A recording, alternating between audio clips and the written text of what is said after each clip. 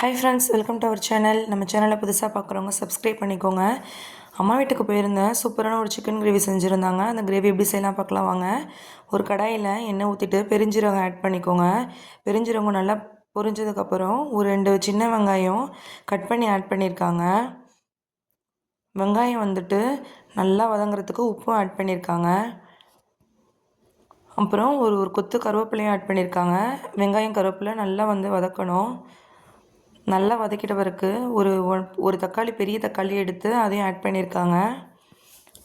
ஒரு 1.5 டீஸ்பூன் மஞ்சத்தூள் ஆட் பண்ணியிருக்காங்க. உப்பு, மஞ்சத்தூள், வெங்காயம்லாம் நல்லா வதங்கணும். நல்லா வதங்கிட்ட பிறகு ஒரு 1.5 டீஸ்பூன் இஞ்சி பூண்டு பேஸ்ட் ஆட் பண்ணியிருக்காங்க. இது எல்லாமே நல்லா வதங்கணும். இஞ்சி பூண்டு பேஸ்ட்டு போட்டதுக்கப்புறம் அடிப்பிடிக்கிற மாதிரி இருக்கும். கொஞ்சம் கைவிடாமல் வதக்கிட்டே இருங்க. ஒரு 1.5 டீஸ்பூன் சீரகத்தூள் ஆட் பண்ணியிருக்காங்க.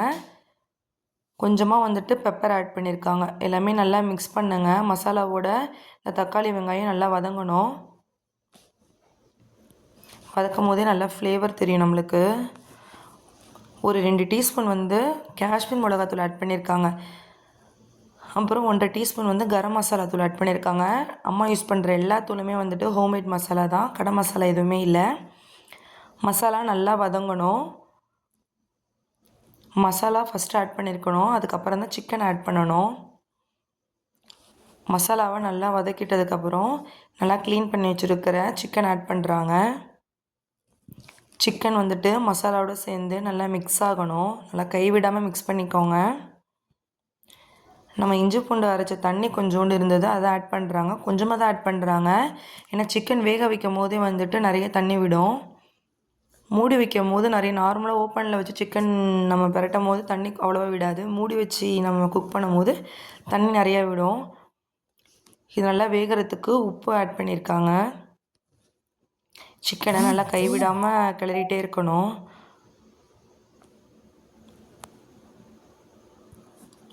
சிக்கன் சிம்மில் வச்சே கொஞ்சம் வேக விடுங்க. பொதுவாக நம்மலாம் சிக்கன் செய்யும் போது ஹை ஃப்ளேமில் வச்சு செய்ய வேணாம். நீங்கள் சிம்மில் வச்சு செய்யும் போது சிக்கன் சீக்கிரமாக வெந்துடும். அந்த எண்ணெய் பிரிஞ்சு தனித்தனியாக வந்துடும். நல்லா மிக்ஸ் ஆகணும். கிரேவியோடு அந்த சிக்கன் நல்லா மிக்ஸ் ஆகணும். அம்மா செய்கிற சமையல் எல்லாமே ரொம்ப டேஸ்ட்டாகவே இருக்கும். அம்மா யூஸ் பண்ணுற மசாலாவும் ஃபுல்லாக ஹோம்மேடாக தான் இருக்கும்.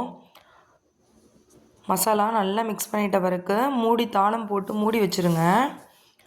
சிக்கனை மூடி போட்டு நல்லா கிளறி விட்டுட்டே இருங்க. கிளற தண்ணி விட்டுட்டே இருக்கும். அடி பிடிக்காமல் பார்த்துக்கோங்க. ஃபைனலாக பாருங்கள், தண்ணி விட ஆரம்பிச்சிருச்சு சிக்கனு. நல்லா கிளறி விட்டுட்டே இருக்கணும். கிளற எண்ணெயும் நல்லா பிரிஞ்சு வர ஆரம்பிச்சிரும். டேஸ்ட்டும் ரொம்ப சூப்பராக இருக்கும். நீங்கள் வீட்டில் கண்டிப்பாக ட்ரை பண்ணி பாருங்கள். எண்ணெய் பிரிய ஆரம்பிச்சிருச்சு. நல்லா கிரேவி பதத்துக்கு வந்துருச்சு. நல்லா கிளறிக்கிட்டே இருக்கணும். ஃபைனலாக பாருங்கள், இந்த பதத்துக்கு வந்தோடனே கொஞ்சமாக பெப்பர் ஆட் பண்ணிக்கோங்க. கடைசியாக பெப்பர் ஆட் பண்ணும் போது கொஞ்சம் ஃப்ளேவர் நல்லா தெரியும் நம்மளுக்கு. சாப்பிடும் போது கொஞ்சம் ஸ்பைஸியாக இருக்கும்.